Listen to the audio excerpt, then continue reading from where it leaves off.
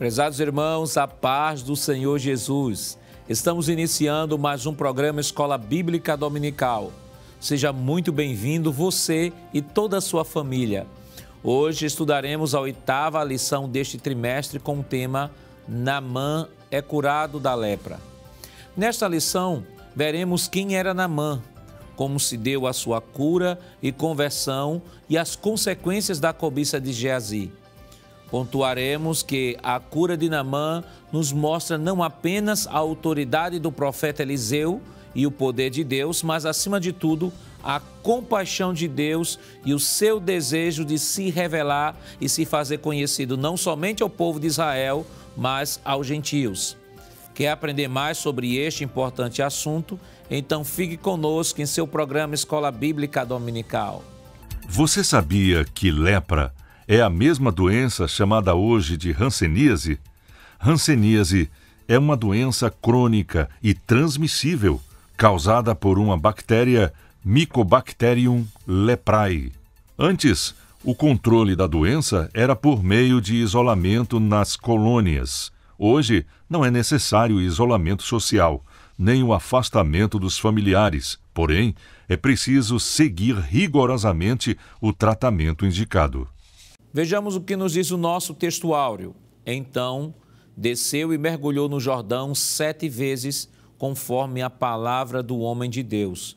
E a sua carne tornou como a carne de um menino, e ficou purificado. Segundo o livro dos Reis, capítulo 5, versículo 14.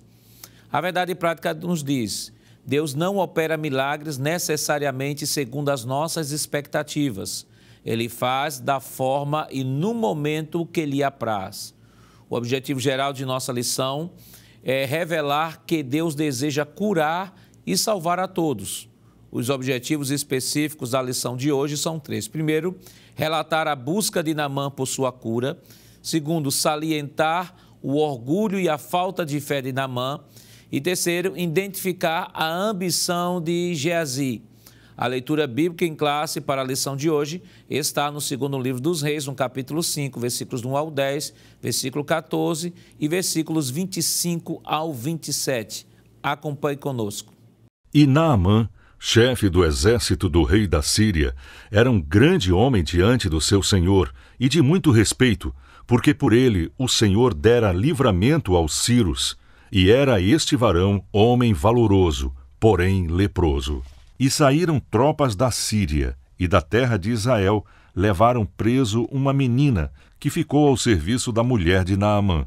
E disse essa à sua senhora: tomara que o meu senhor estivesse diante do profeta que está em Samaria, ele o restauraria da sua lepra.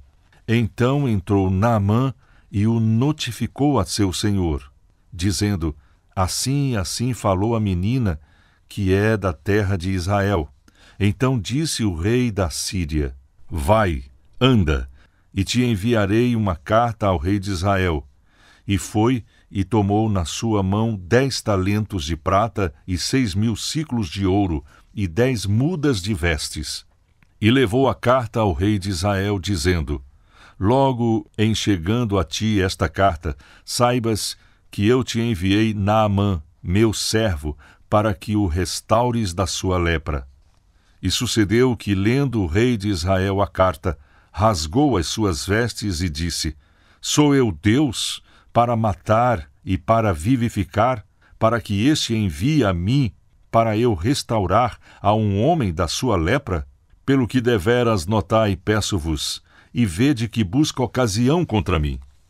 Sucedeu, porém, que ouvindo Eliseu, homem de Deus, que o rei de Israel rasgara as suas vestes, mandou dizer ao rei: por que rasgaste as tuas vestes? Deixa ouvir a mim, e saberá que há profeta em Israel. Veio, pois, Naamã com os seus cavalos e com o seu carro, e parou à porta da casa de Eliseu.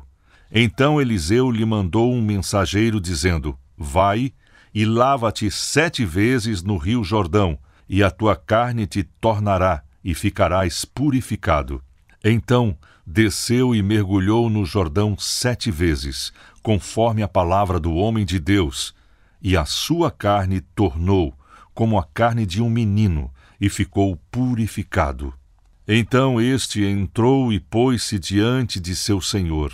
E disse-lhe Eliseu: De onde vens, Geazi? E disse: Teu servo não foi nem a uma nem a outra parte. Porém ele lhe disse: Porventura não foi contigo o meu coração, quando aquele homem voltou de sobre o seu carro, a encontrar-te? Era isso ocasião para tomares prata, e para tomares vestes, e olivais, e vinhas, e ovelhas, e bois, e servos, e servas? Portanto, a lepra de Naamã se pegará a ti e a tua semente para sempre. Então saiu de diante dele leproso, branco como a neve. Para comentar a nossa lição hoje, contamos com a participação do evangelista irmão Alessandro Barreto. Pai do irmão Alessandro. A paz do Senhor, pastor Nath Jackson. E contamos também com a participação do auxiliar e professor irmão Jonas Santana. Pai do irmão Jonas. Paz do Senhor, pastor Nath Jackson. Queridos irmãos, esta semana estamos estudando a lição de número 8, Naamã é curado da lepra. Semana passada estudamos sobre o ministério de Eliseu, né? Estudamos diversos eventos na vida de Eliseu, os milagres que foram realizados pelo profeta que havia substituído o profeta Elias no seu ministério. Nós vimos que Elias ele foi tomado pelo Senhor, Eliseu agora assume o ministério profético no Reino do Norte. Semana passada estudamos especificamente uma lição sobre o ministério de Eliseu, e esta semana, ainda com o profeta Eliseu, nós estamos estudando a lição de Naamã é curado da lepra. Lembrando que o profeta Eliseu é o profeta que está profetizando no Reino do Norte. Estamos falando de um momento histórico onde Israel está dividido, o Reino do Norte e Reino do Sul, e o profeta Eliseu está profetizando no Reino do Norte. Então, irmão Alessandro, como é que a gente já pode introduzir esta lição que fala sobre Naamã é curado da lepra? Pois não, pastor Nath Jackson. Eu penso que a melhor forma de iniciarmos esta lição é focarmos no principal nome, digamos assim, da narrativa, que é o próprio Naamã, não é? Existem, claro, vários personagens envolvidos nesta história, o próprio Naamã, o profeta Eliseu, a menina que está servindo a esposa de Naamã, que vai ser um instrumento, digamos assim, para proclamar uma boa notícia. Isso vai ser visto na lição. Existe a própria esposa de Naamã, que dá ouvido ao que esta menina disse, acredita no que ela disse e leva a mensagem até seu esposo, porque se a esposa não acreditasse, Naamã não faria o que fez. Então a esposa também é alguém que está nessa história, nesse enredo. Os servos de Naamã que vai com ele, os soldados dele que aconselham ele a se submeter à orientação do profeta, o próprio rei da Síria, que manda presentes para o rei de Israel. Então, a história é muito rica. Mas eu penso, pastor, que o foco aqui é a pessoa de Naamã, que inclusive o nome Naamã é um nome muito comum, digamos assim, no contexto da Síria. O seu nome significa gracioso ou justo. É interessante a gente notar isso, não é? Notar isso. Porque nós estamos falando aqui de um gentio, nós não estamos falando de um judeu, nós não estamos falando de alguém que conhecia o Senhor dos exércitos. Mas os seus pais, de forma curiosa, o batizam, não é? Ou o batiza, melhor dizendo, por gracioso ou justo. E quando nós vamos para o capítulo 5, pastor Nath Jackson, versículo 1, a gente vê características deste homem muito acentuada, não é? O texto diz que ele era capitão do exército da Síria, ou comandante, é uma outra expressão, né? Ou seja, era alguém de eminência, era alguém de grandes responsabilidades. O texto diz que ele era um grande homem diante do seu Senhor. E o Senhor aqui não é o Senhor Deus de Israel, é o rei da Síria. Diz que ele era um grande homem. Significa dizer que ele era alguém de proeminência, alguém de destaque, alguém de confiança. O texto continua dizendo que o Senhor era com ele. E aqui é o Senhor Deus de Israel, porque está o tetagrama, né? Aparece aqui o Senhor na nossa tradução com o S maiúsculo, não é? O Senhor Deus de Israel era com ele. Isso aqui é um mistério, porque ele não conhecia o Deus de Israel, mas o Deus de Israel era com ele. O texto diz isso. Então é algo que a gente precisa salientar. o texto diz que o Senhor dera grandes livramentos aos sírios. O texto diz, pastor, ainda no versículo 1, que este homem, Naamã, era um herói valoroso. Veja, são muitas características só em um versículo, não é? Capitão do rei, um grande homem, o Senhor era com ele, era um herói valoroso. Eu poderia dizer ainda, pastor Nadir Jackson, que o versículo 15 mostra que ele era um homem grato, porque nós vamos falar um pouco sobre a sua história, é claro, mas depois da cura ele voltou ao profeta, mesmo não tendo recebido a melhor das recepções. Né? É interessante, não é? Mesmo não recebendo as melhores das recepções, inclusive, pastor, me permita, não quero me alongar muito em minha fala, mas me veio em mente aqui, muitas vezes Naamã é mal compreendido porque alguém diz assim, quando o versículo 11 diz que ele se sentiu indignado pela recepção que recebeu. Isso mostra orgulho de Naamã, prepotência, isso mostra altivez, alto lá.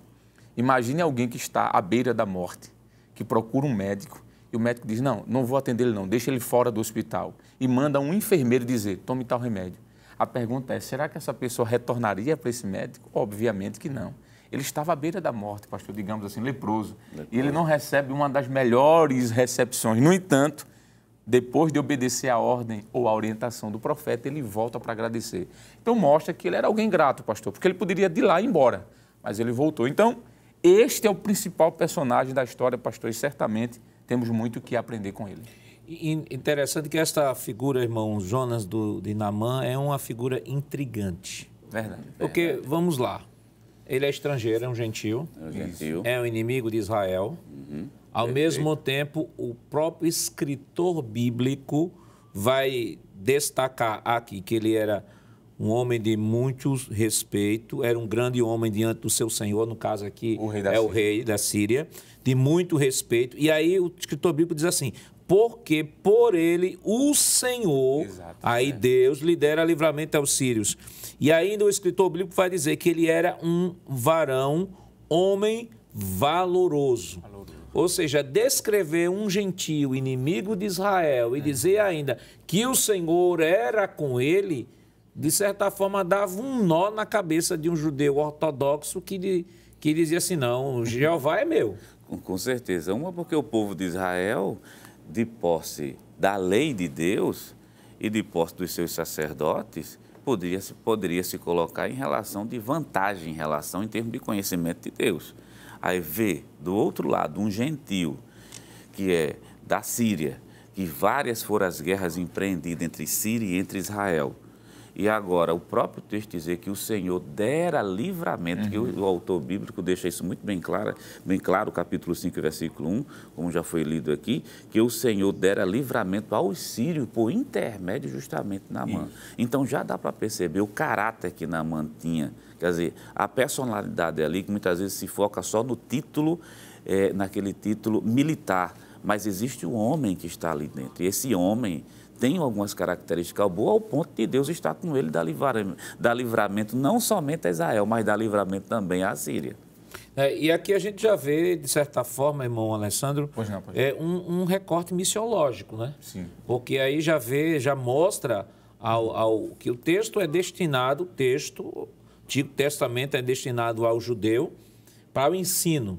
Isso. E aí o texto já vai dizer que Deus trabalhava em favor de um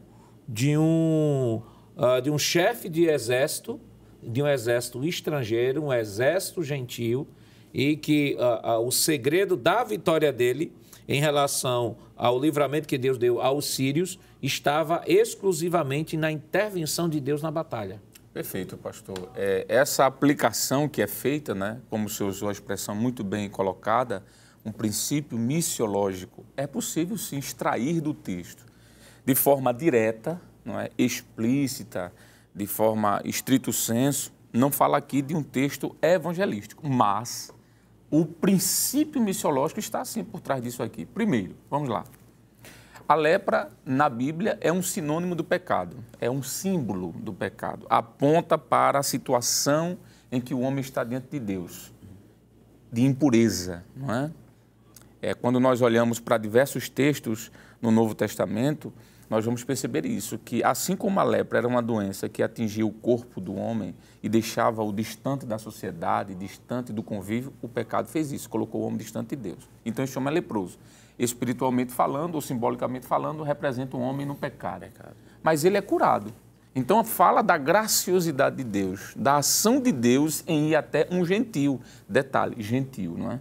O texto diz que o próprio Jesus, quando escreve, Lucas escreve no capítulo 4, versículo 27, diz que em Israel haviam muitos leprosos que não foram curados. E Naamã foi. Então, mostra que Deus não tem uma preferência apenas em alcançar judeus. Não. Não existe uma pré-eleição de Deus, uma predestinação em um povo. Não. Existe o amor de Deus para todos, os judeus e gentios. Segundo, terceira coisa aqui, nós vamos ver alguém que estava distante de Israel, mas que o Senhor já agia por ele, mesmo sem ele saber. Faz-me lembrar, pastor, que o escritor aos Hebreus disse que mesmo sem que soubéssemos, já havia uma ação de Deus para a salvação daqueles que nem o conheciam. Não é? Então, veja, há uma ação missiológica, sim. Há um desejo de Deus de alcançar esse povo, sim. E quando Naamã, pastor, volta para a Síria, certamente outros foram alcançados por essa mensagem. Né? Certamente alguém disse, rapaz, Naamã foi alcançado pelo Deus de Israel. E mais na frente nós veremos de que ele faz confissão pública disso.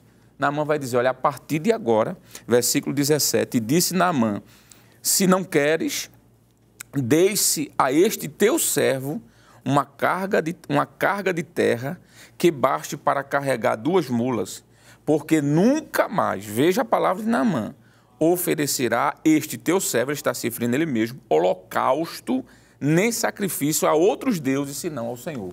Então, houve um alcance, sim, espiritual. Então, podemos dizer que há um princípio missiológico, com certeza, nesse texto, pastor. Eu lembrei agora de um texto de Lucas, capítulo 4, certo. Quando o Senhor Jesus está a Bíblia nos diz, versículo 14, Então, pela virtude do Espírito, voltou Jesus para a Galileia e sua fama correu por todas as terras em redor. E ensinava nas suas sinagogas e por todas era louvado. E chegando a Nazaré, onde fora criado, entrou no dia de sábado, segundo o seu costume, na sinagoga e levantou-se para ler. Aí o versículo 18 e o versículo 19, Jesus faz uma citação, irmão Jonas, de Isaías 61. E o texto diz, o Senhor Jeová é sobre mim, pois que me ungiu para evangelizar os pobres, enviou-me a curar os quebrantados de coração, a pregoar a liberdade aos cativos, dar vista aos cegos, pôr em liberdade os oprimidos e anunciar o ano aceitável do Senhor. Aí, neste dia, nesse versículo 20 diz, cerrando o livro e tornando a dá-lo ao ministro, assentou-se e aos olhos de todos da sinagoga estavam fitos nele. Ele diz, hoje se cumpriu esta escritura em vossos ouvidos. Mas mais embaixo, quando o povo já começa a olhar, né, porque ali automaticamente ele está dizendo que aquele texto estava se cumprindo nele. Ele estava se apresentando como o Messias. Aí o versículo 27, né? E muitos leprosos haviam em Israel no tempo do profeta Eliseu, e nenhum deles foi purificado, senão Naamã o Sírio. Veja, Naamã o Sírio. Aí, e todos na sinagoga, ouvindo estas coisas, se encheram de ira. É justamente essa questão, esse princípio missiológico aqui, né? Jesus deixa claro aqui que ele veio para libertar, por evangelizar os pobres, curar os quebrantados de coração, mas ele diz, olha, essa missão que eu recebi não foi só uma missão interna corporis. Exato. Foi uma missão que abrangia todos os povos. E detalhe, Jesus está falando isso dentro de uma sinagoga, quer dizer, dentro de uma sinagoga judaica, que nunca tinha ouvido um texto, pelo menos sendo interpretado e lido, dando preferência aos gentios. Quer dizer, o contexto histórico daqui é um discurso voltado especificamente para dentro de casa e não para fora. Então, quando Jesus chega e ainda diz 2 coisas que chocam. Primeiro, esse texto está se cumprindo em mim. Quer Quer dizer, nenhum rabino, nenhum sacerdote abriu a boca para dizer: esse texto refere-se a mim, eu sou o Messias. Então, Jesus se apresenta como sendo o Messias dentro de uma sinagoga e depois ainda diz que o Messias não veio somente para Israel, quebrando justamente aquele paradigma que já existia naquela população do século I e dizendo de maneira muito clara: eu sou Messias também de outro. Lembra do caso de Naamã? Naamã era sírio. Quantos leprosos não tinha? E por que somente o Ciro? É Deus dizendo o seguinte: eu sou o Messias, não somente de vocês, mas Messias do mundo. É o recorte missiológico, o princípio, como o evangelista Alessandro mencionou aqui, que a salvação é destinada para todos. Irmão Alessandro, agora nós falamos um pouco, né, desse princípio missiológico, dessa história maravilhosa e bonita, né, de Naamã, e o que é que a gente já pode adiantar mais sobre a lição desta semana? Pois não, pastor. Já foi falado sobre a questão da lepra, foi falado sobre Naamã, mas o texto, como o senhor falou, é muito rico e aqui aparecem outros personagens. O versículo de número 2 nos mostra de que havia uma jovem, havia uma menina, que quando a Síria havia capturado o reino do norte, havia levado com o seu exército cativa. E esta menina, ela aparece no cenário aqui, na história, influenciando e sendo um instrumento de Deus para mudar a história desse capitão. O texto nos diz, versículo de número 3, de que esta menina voluntariamente, sem que ninguém lhe perguntasse nada, vai até a esposa de Naamã e diz: seria tão bom se o meu senhor fosse até Samaria, porque lá há um profeta. A referência do homem de Deus aqui vai ser colocada em xeque, não é? Há um profeta. E aquela menina sabia de que o profeta, o homem de Deus, era alguém que tinha condições plenas de intervir naquela história. E aqui, pastor, o tempo já está concluindo esse primeiro momento, então eu tenho que ser objetivo. A gente pode extrair aqui de que certamente essa menina viu, foi ensinada pelos seus pais e viu os prodígios que esse homem de Deus fez. E ela guarda isso consigo e no momento oportuno ela é aquela pessoa que leva as boas notícias. Aqui vou voltar mais uma vez ao princípio missiológico, né? Ela não guarda para si. Aquilo que ela viu, aquilo que ela sabia, ela distribui, ela diz: olha, lá em Samaria há um homem de Deus, há esperança. O princípio missiológico volta novamente e esta jovem vai ser o caminho, o canal da vida de Naamã ser restaurada. Quem era esta menina? Qual o papel dela em todo o processo da vida de Naamã? Mas isso, é claro, nós estaremos comentando depois do nosso rápido intervalo. Voltamos já.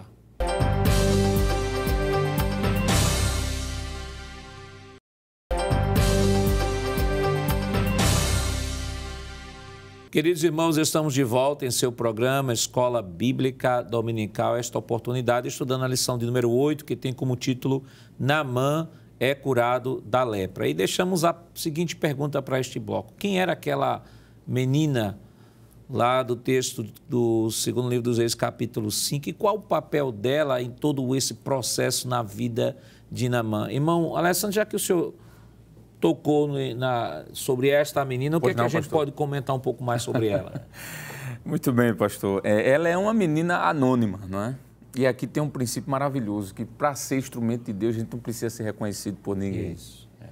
Podemos até ser anônimos, mas estamos sendo influenciadores, não é? Esta menina é uma menina anônima, pastor, a gente não sabe quem é, apenas a Bíblia diz que em uma das batalhas entre a Síria e Israel, cuidado para não confundir com a Síria, né? Síria. Esta menina é levada como escrava e fica a serviço da mulher de Naamã.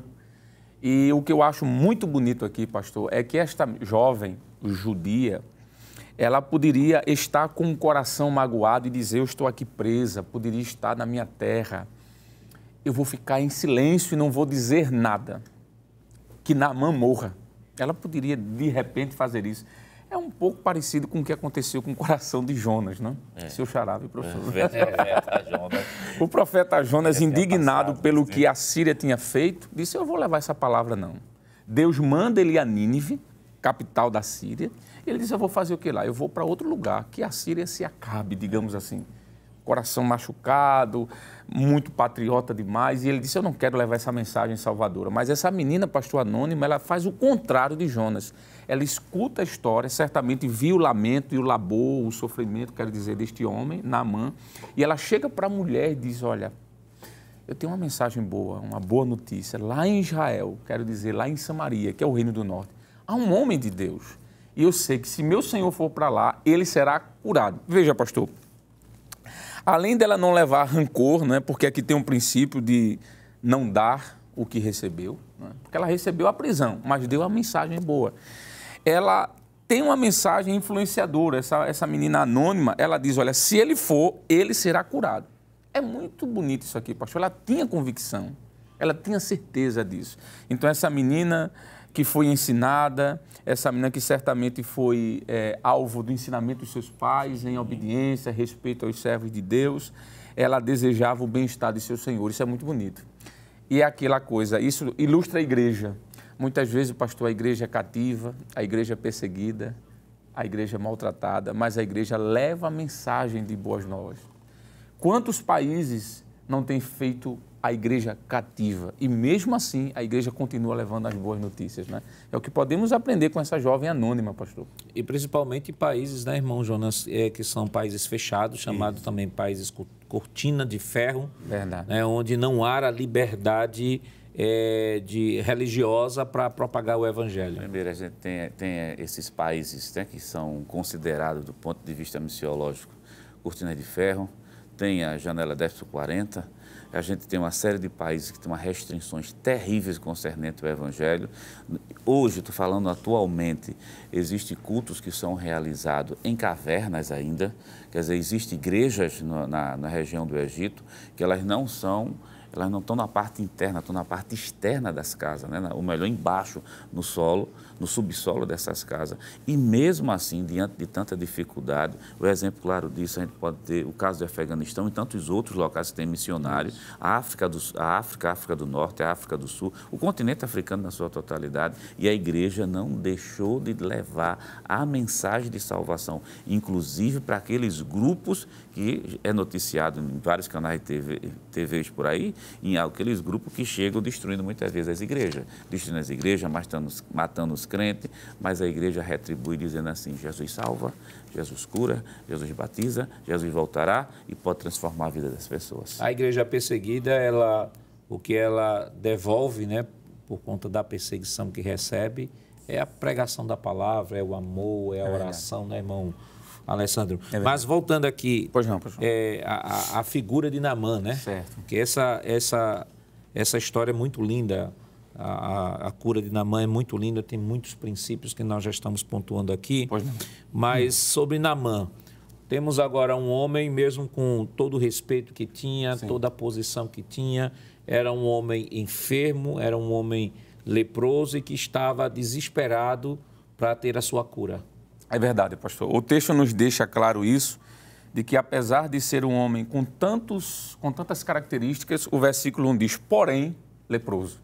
Esse porém faz nos entender de que ele sofria de alguma forma, né? Dentro da cultura de Israel, pastor, um leproso ele deveria viver separado, nas cidades de refúgio, porque cerimonialmente falando ele era impuro. Aqui não é um judeu, aqui é um sírio, ou Ciro, é a mesma coisa.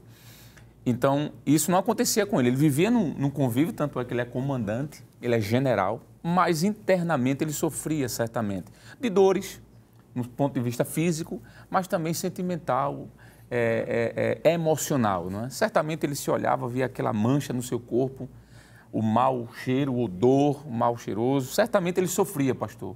Então, ele era alguém que estava vivendo uma situação difícil. No entanto, a história dele começa a mudar. A mensagem que essa jovem leva à sua esposa influencia a esposa de Naamã. Ela recebe essa mensagem e crê. Porque se ela não crer, pastor, se ela não cresce, melhor dizendo, ela não iria ao esposo. Depois que a sua esposa escuta, vai até Naamã. Naamã crê.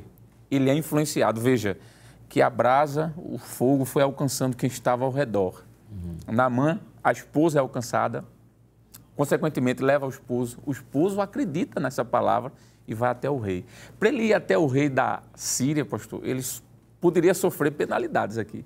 Porque o rei da Síria poderia dizer, Naamã, tu és um comandante, alguém pagão, vamos dizer assim, nós temos deuses aqui e até um povo menor do que nós, que está escravizado por mim, pedir socorro a ele. Mas a mensagem daquela jovem que alcança a esposa de Naamã, que alcança Naamã, pastor, vai alcançar o rei da Síria.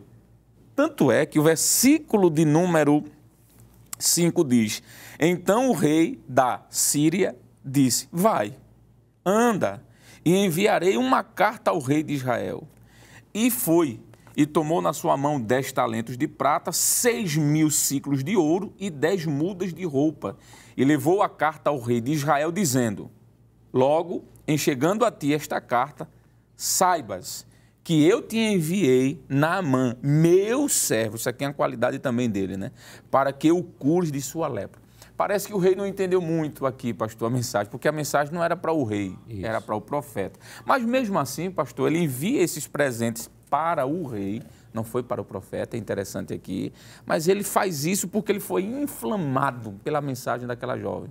E assim acontece. Naamã vai, e o texto, certamente os senhores estarão aí comentando sobre isso, vai até o rei, e o rei também é influenciado de alguma forma. Então, é um princípio maravilhoso aqui, né, de que a mensagem vai alcançando os corações e vai fazendo fluir a história de Naamã. Porque, querendo ou não, irmão Jonas, ele como o segundo, né? Porque ele era um chefe do exército do rei da Síria, né? De repente ele entrasse no território de Israel. Pois é. Ainda que fosse falar com o profeta, de repente, como é que o rei ia interpretar isso?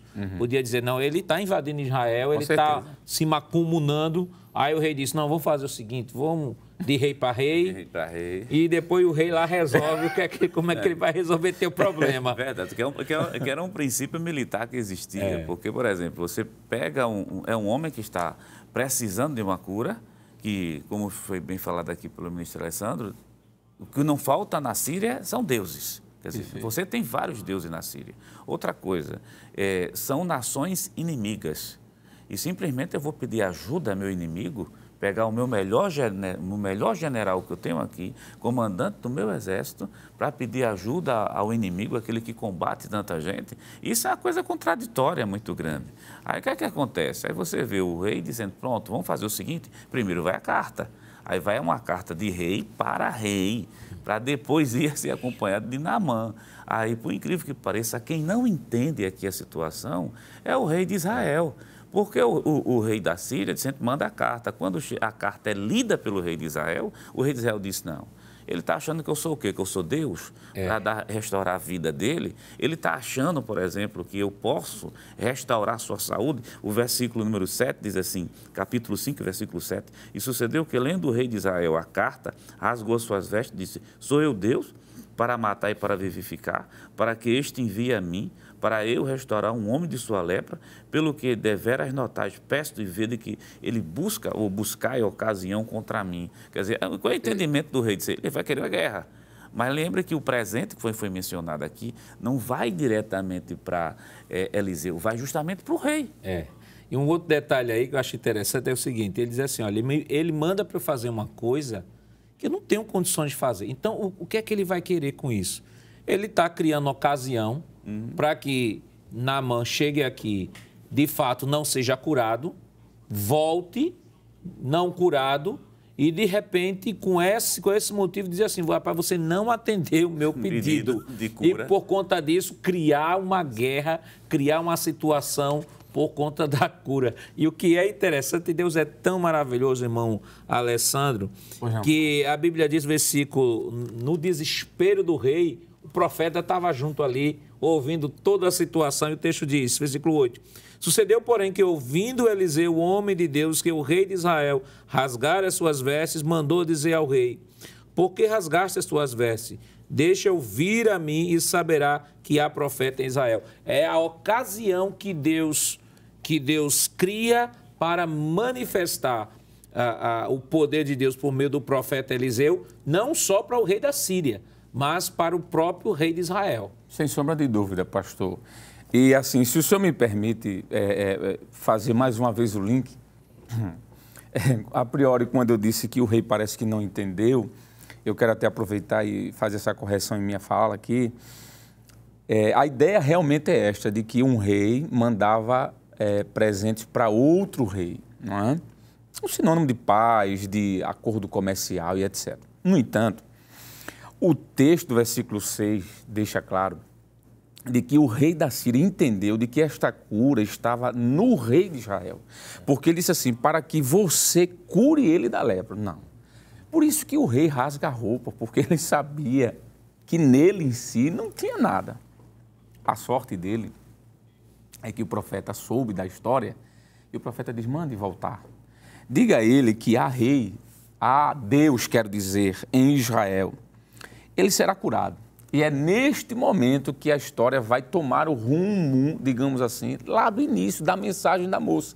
Porque é o seguinte, tem o emissor da mensagem, tem o receptor e tem o caminho que a mensagem percorre. Só que esse caminho, ela pode haver, pastor, em algum momento, um distúrbio. Eu não sei se foi a esposa quem não entendeu. Eu não sei se foi Naamã que não entendeu ou se foi o rei. Em algum momento, a mensagem foi turbada. Mas há uma correção aqui, porque a ideia era chegar ao profeta. Lá no início, a moça diz, tem um profeta em Israel, não foi um rei, tem um profeta. Bom, o que acontece é que ele rasga as roupas, o rei chega para Naamã e diz, olha, vai lá, lava-te. Só que esta mensagem alvissareira, pastor, essa notícia boa, tem uma recepção bem diferente. Porque o texto diz, vendo, versículo 9, veio, pois, Naamã com seus carros e com seu carro e parou à porta de Eliseu. Então Eliseu lhe mandou um mensageiro dizendo, vai, lava-te 7 vezes no Jordão e a tua carne, versículo 10, será curada e ficarás purificado. Mas o versículo 11 diz, porém, Naamã ficou muito indignado e se foi. Mas, pastor, eu queria aproveitar essa oportunidade, se o senhor me permite, e fazer aqui uma contradefesa em relação a Naamã, né?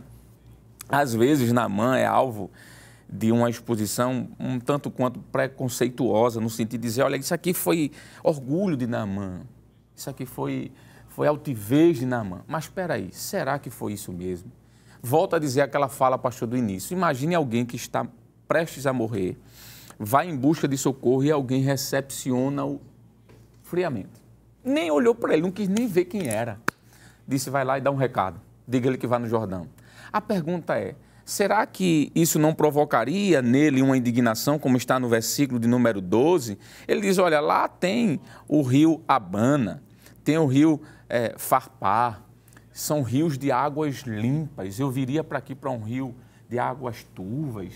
Que forma é esta? É porque o profeta, ou melhor, o general Naamã, não entendeu de que havia aqui algo por trás dessa mensagem. Era, tu irás ser curado, não da forma que tu pensas, mas da forma que Deus quer. Às vezes Deus age na contramão, inclusive é um dos objetivos da lição, mostrar isso. Que Deus age na contramão da lógica. E ele criou uma expectativa e por isso que ele acaba se chocando com a orientação. Porque veja a expectativa que ele criou. Isso. A expectativa que ele criou, versículo 11, diz assim, porém Naamã muito se dignou e se foi dizendo...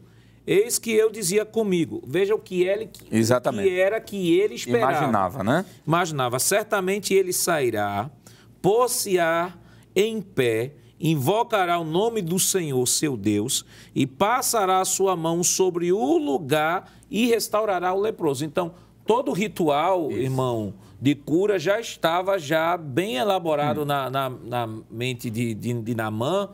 E dizia assim, olha, eu vou chegar lá, ele vai chegar diante de mim, ele vai orar ao Senhor, seu Deus, vai pôr a mão sobre o lugar da enfermidade e vai curar. Só que... Ele foi frustrado. Ele foi frustrado porque a orientação foi na contramão de tudo que ele estava imaginando. Ele já tinha um ritual muito certinho na cabeça dele. O versículo 11 é bem emblemático, porque o versículo 11 diz o seguinte, ele vai ficar de pé, veja o passo a passo que já estava na cabeça de Naamã, que já reflete a cultura, não de Israel, mas a cultura da Síria.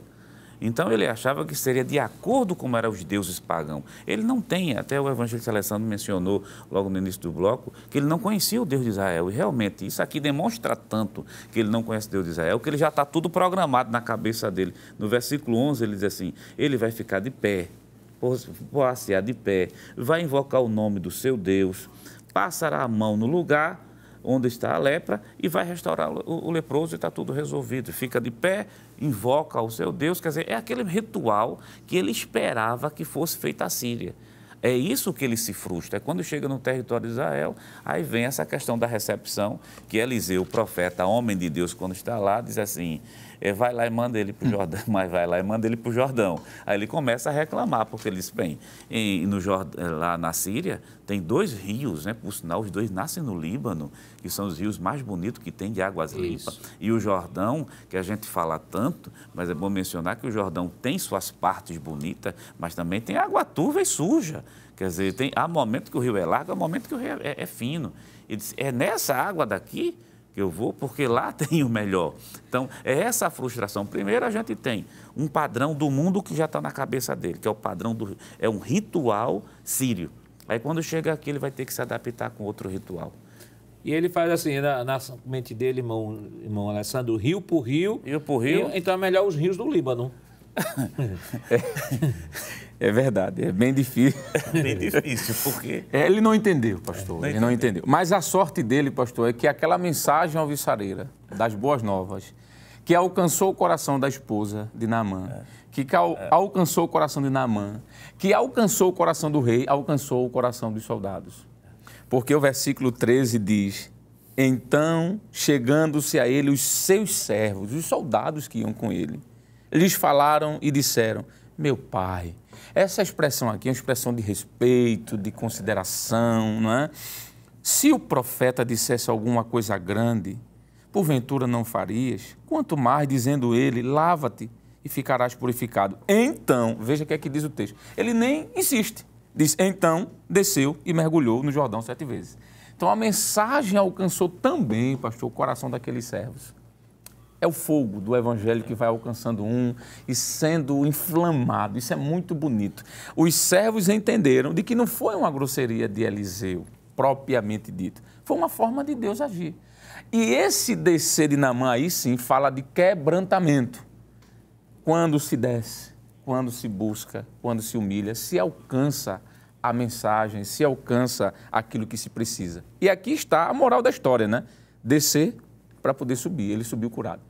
Interessante é que os servos, eles vão fazer a tradução, né, da mensagem, né? Enquanto o Naamã disse assim, peraí, como é que a pessoa faz um negócio desse comigo, está me desprezando? Ele diz, não, Senhor, calma, ele não está te desprezando. Ele está dando uma orientação em um texto mais amplo, assim, em entrelinhas, ele está te dando uma orientação que Deus deu a ele. Tu não chegasse até aqui.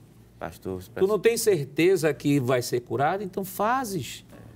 É impressionante o comportamento dos personagens no texto. O rei de Israel disse, ele quer briga comigo. Naamã diz, tem que ter um ritual para me curar. Aí os servos, que a gente não sabe nem quem são eles, dizem assim, meu Senhor, meu Pai, ele não está te pedindo algo tão difícil. Se fosse algo grande, o Senhor não faria?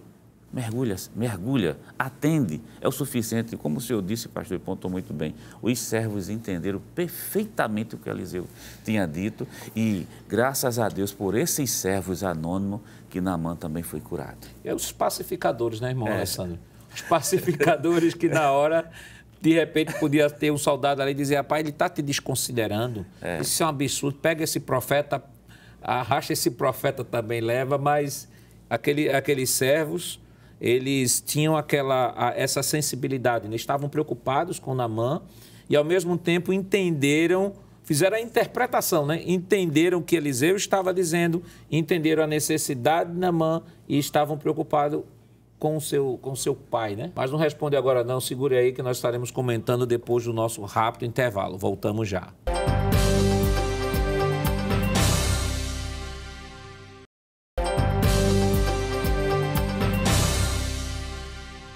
Queridos irmãos, estamos de volta para o último bloco de seu programa Escola Bíblica Dominical e esta semana estudando a lição de número 8, que tem como título Naamã é curado da lepra, né? E no bloco anterior nós falamos sobre a influência dos pacificadores, né? Daqueles servos de Naamã que fizeram aquela mediação a partir da orientação que o profeta havia dado para Naamã mergulhar nas águas do Jordão. Orientação esta que Naamã fica reticente porque as águas do Jordão não eram as melhores águas, né? Lá de onde ele vinha, os rios do Líbano eram infinitamente melhores, né, irmão? É verdade, pastor. E a sua palavra sobre a questão dos pacificadores é muito boa. A Bíblia diz que a palavra dita ao seu tempo é como maçãs de ouro em salvas de prata. Uma palavra, ela pode tanto apaziguar uma situação e amenizar, quanto pode provocar uma guerra.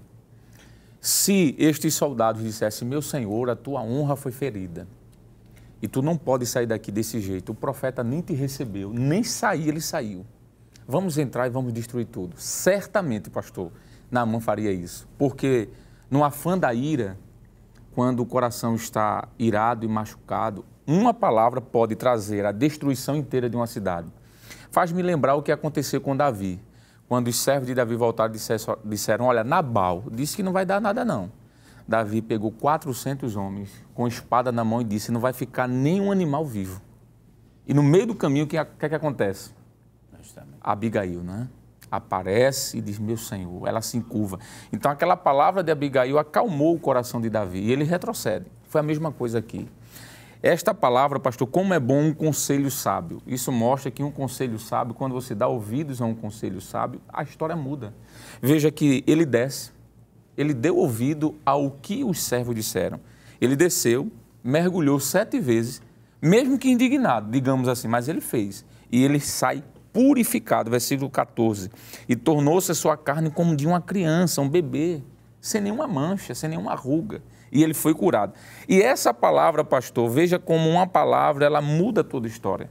Foi algo tão maravilhoso que o versículo 15 diz, então voltou ao homem de Deus e com toda a sua comitiva, e chegando, pôs-se diante dele e disse, agora Naamã, agora Eliseu atende Naamã pessoalmente, é porque há tempo para tudo, não é?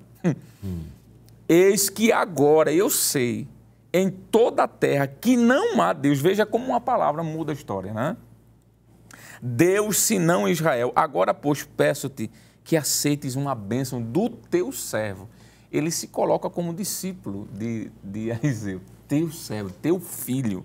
E o texto nos diz de que, porém, ele disse, vive o Senhor, em cuja presença estou, que não aceitarei. Ou seja, eu não vou vender, a bênção não foi comprada.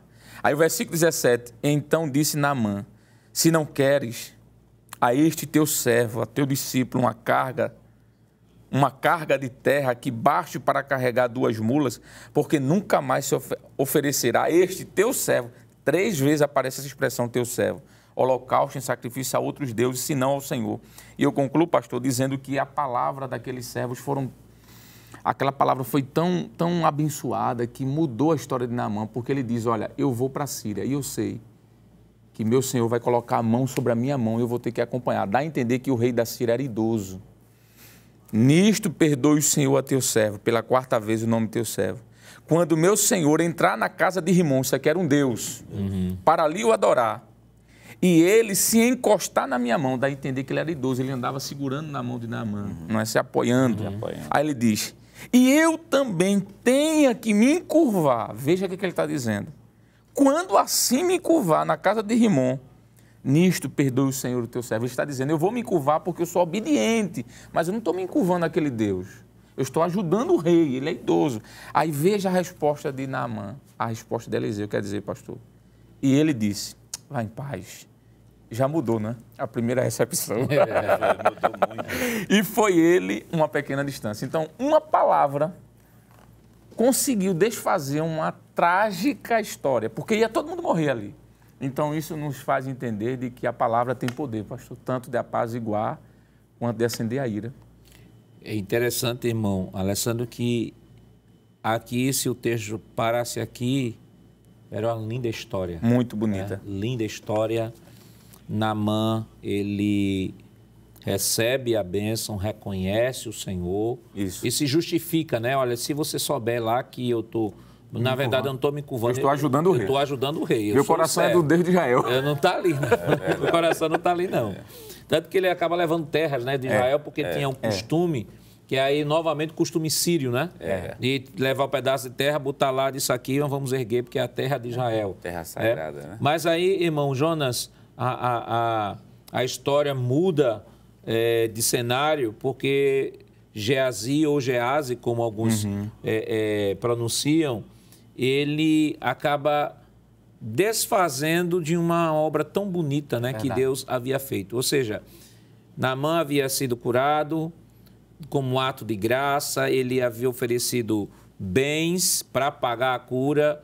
O profeta Eliseu disse, eu não quero, mas o moço de Eliseu vai atrás da riqueza para receber este benefício que não lhe era devido, porque foi um ato de graça. Um ato de graça, e veja a visão de Eliseu em relação a Naamã, do capítulo 5, segundo livro de Reis, versículo 20. Então Geazi, moço de Eliseu, homem de Deus, disse, eis que o Senhor impediu a este Ciro, Naamã, ele coloca a nacionalidade na frente, Ciro Naamã, que da sua mão se desse alguma coisa do que trazia. Porém, tão certo como vive o Senhor, que hei de correr atrás dele e tomar dele alguma coisa. Então, primeiro ele coloca, é um Ciro. Então, assim, é inimigo. Em outras palavras, quando ele coloca a nacionalidade de Naamã, ele está fazendo aquela distinção bem clara, ele não é judeu. Então, meu Senhor deixou ele sair daqui de graça. Eu não vou deixar ele sair daqui de graça de jeito nenhum. Quer dizer, o que é que ele faz? Ele vai atrás de Naamã, versículo 21, e foi Geazi ao alcance de Naamã, e Naamã, vendo o que corria atrás dele, saltou do carro a encontrá-lo e disse, vai tudo bem? Versículo 22, ele disse, tudo vai bem, meu Senhor, tudo vai bem. Meu Senhor me mandou dizer, aqui a gente já tem uma mentira, é a primeira coisa que Geazi faz é mentir. Eis que agora mesmo vieram a mim 2 jovens dos filhos dos profetas da montanha de Efraim, dá-lhe, pois, 1 talento de prata e 2 mudas de veste, e disse Naamã, ser servido, tomar 2 talentos, e instou com ele e amarrou 2 talentos de prata em 2 sacos, com suas mudas de veste, pôs-la sobre 2 dos seus moços, os quais o levaram diante dele. Chegando ele à altura, tomou-o das suas mãos e o depositou na casa e despediu aqueles homens e foram-se. E o versículo 25. Então ele entrou e pôs-se diante do seu senhor e disse-lhe Eliseu, de onde vens, Geazi? Ele disse, teu servo não foi a lugar nenhum. Mentiu de novo. Ou a parte nenhum. E outra, mentiu novamente. Mentiu para Naamã, no nome de Eliseu, e agora mente para o próprio Eliseu. Quer dizer, a história seria muito bonita se não tivesse esse evento trágico. O que é que está revelando aqui em Geazi? Primeiro, a questão da nacionalidade, de impor a nacionalidade, dizer ele é inimigo. E depois o se aproveitar da situação que ele vivenciou ali e ver o lado materialista que está florando ali. Que o materialismo está florando em Geazi. Eu vou pegar, eu quero esse talento de prata. Veja que ele mente, pega o talento de prata e deixa dentro de casa, mas não diz nada, Eliseu. Verdade. Eu acho que o mais trágico aqui, irmão Alessandro, claro que Geazi, ele foi castigado, né, pela lepra, mas eu acho que o mais deplorável aqui da situação é justamente nós temos Naamã voltando feliz, satisfeito, um ato de graça de Deus, conheceu a graça de Deus de maneira prática e, de repente, até a visão dele, talvez, que ele tinha do profeta, pode ter mudado. Sim. Porque o profeta, ora, eu estava presente, ele não pediu. Por que é que agora ele vai pedir? Veja que ele nem questionou, ele pagou. Então, aquilo que talvez na mente de Naamã tivesse impactado como um ato de graça, porque ele não recebeu os meus presentes, mas ele me deu uma coisa que dinheiro nenhum poderia me dar. E, de repente, chega o servo dele para pedir. Então, o que é que deve ter ficado na cabeça de Naamã com relação ao profeta Eliseu e, sobretudo, ao Deus de Israel, né? Pois é, pastor. E aí, provavelmente, se justifique a penalidade que foi dada a Geazi, né? Porque, como o senhor falou, a história encerra, não se volta mais a falar sobre Naamã. Talvez essa imagem, digamos assim, tenha ficado porque Naamã, ele não vai comprar a bênção, mas ele vai agradecer a bênção. Isso. Porque ele não oferece presente ao profeta antes da cura, ele oferece depois. Então não é uma compra, é uma gratidão. Eu vejo assim, pastor. Ele foi agradecer, toma aqui, meu Senhor. Ele disse, não quero, porque foi graça de Deus, não foi barganha. Tudo bem, Geazi vai lá, intercepta-o, mente, como foi dito, e ele pode ter ficado com essa dúvida, mas ele não disse que não, ele não é um homem de Deus, mas já que ele é um homem de Deus, ele pode ter mudado de ideia.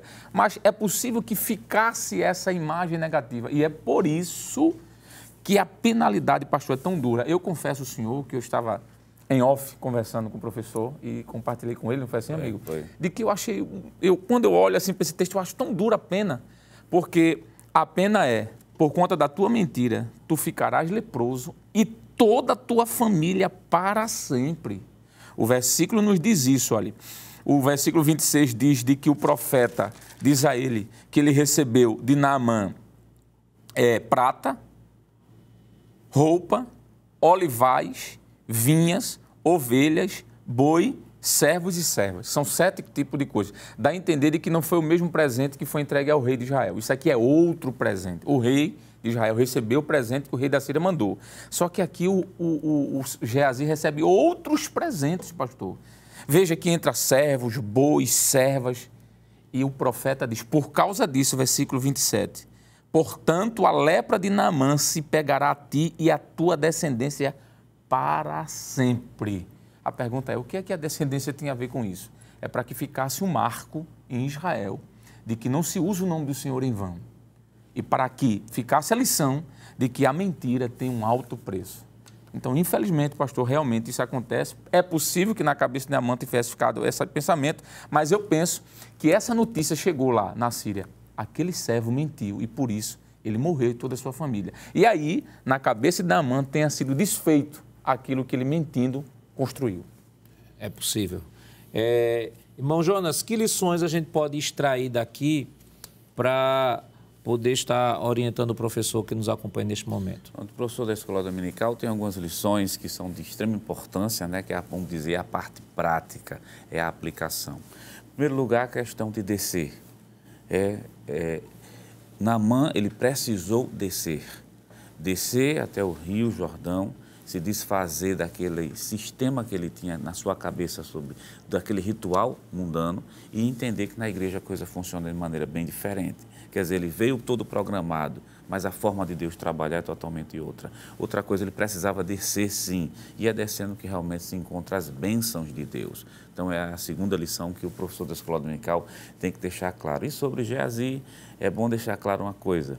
A mentira tem consequências terríveis e principalmente quando se usa o nome de Deus. Veja que Geazi, no capítulo 5, versículo 21, ele cria uma história realmente bonita. Dois jovens vieram aqui da montanha de Efraim, me dá veste, me dá coisa para ele. E era tudo mentira. Mentira tem consequências terríveis, não somente para a pessoa, mas também para toda a descendência. Bom, Alessandro. Pois não, pastor. A graça de Deus. Eu acho que a lição maior que temos aqui é aprender isso. Para não terminar com um aspecto negativo, falando de Geazi, voltando sobre Naamã.